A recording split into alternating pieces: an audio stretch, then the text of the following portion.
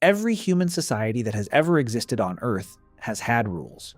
Not laws, not courts, not prisons, rules. Understood by everyone, enforced by everyone, and breaking them had consequences that could be swift, permanent, and devastating. Because in a tribe of 50 people, one person behaving badly was not a personal problem. It was a threat to the survival of the entire group, and ancient humans had extremely effective ways of dealing with it. The first thing to understand is what the rules actually were. In early tribal life, the rules were not arbitrary social norms. They were survival infrastructure. Share food when you have it. Contribute to the group's work. Do not take more than your share. Do not betray the group to outsiders. Do not hurt members of your own tribe. These were not moral positions in the philosophical sense. They were the minimum requirements for a group of 50 people to function as a unit capable of surviving on a landscape full of predators, harsh weather, and scarce resources. Breaking those rules was not merely antisocial, it was dangerous. A person who hoarded food while others went hungry weakened the group. A person who refused to work made everyone else carry more. A person who betrayed the group to rivals could get everyone killed. The social rules of ancient humans were survival rules, and violations were treated accordingly. The first response to rule breaking was not punishment, it was shame. Human beings have a shame response unlike any other animal, the specific physiological experience of being seen as deficient by your group, of having your social standing visibly reduced in the eyes of people whose opinion of you determines your survival.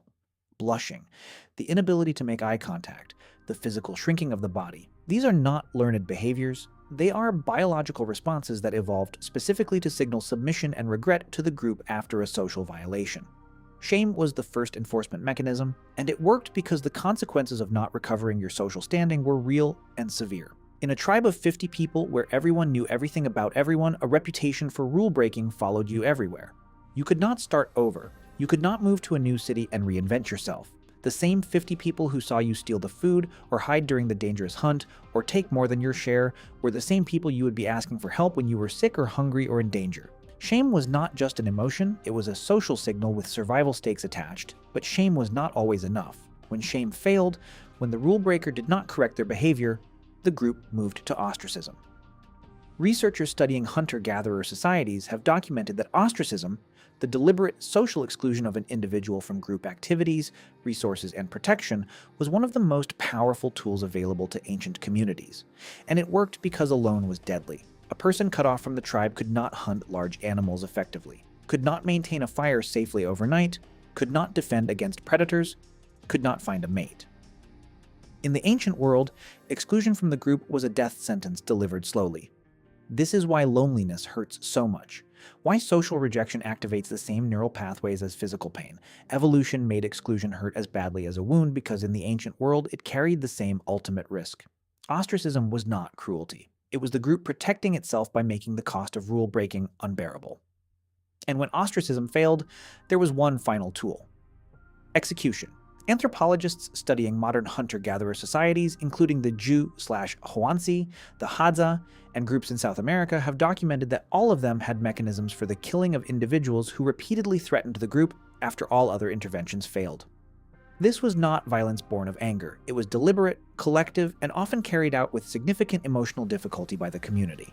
The most common cases involved individuals who were chronically violent against other group members, who repeatedly stole food, or who were considered dangerous to the group's safety in some way that could not be resolved through social pressure or exclusion alone.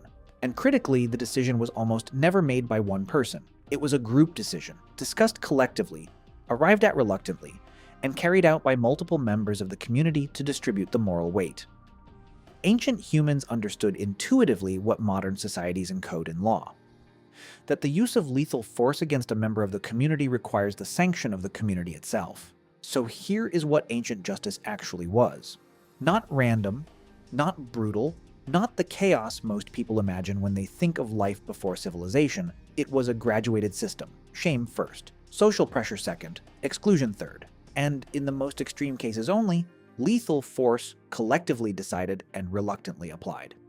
Every court, every prison, every social norm, every system of justice that has ever existed in human civilization is a more elaborate version of the same basic sequence that ancient humans were already running 50,000 years ago around a fire.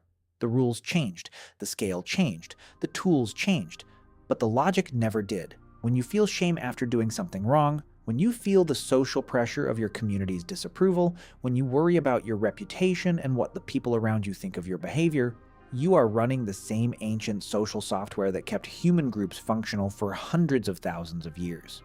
The system is old, and it still works. Please like and subscribe.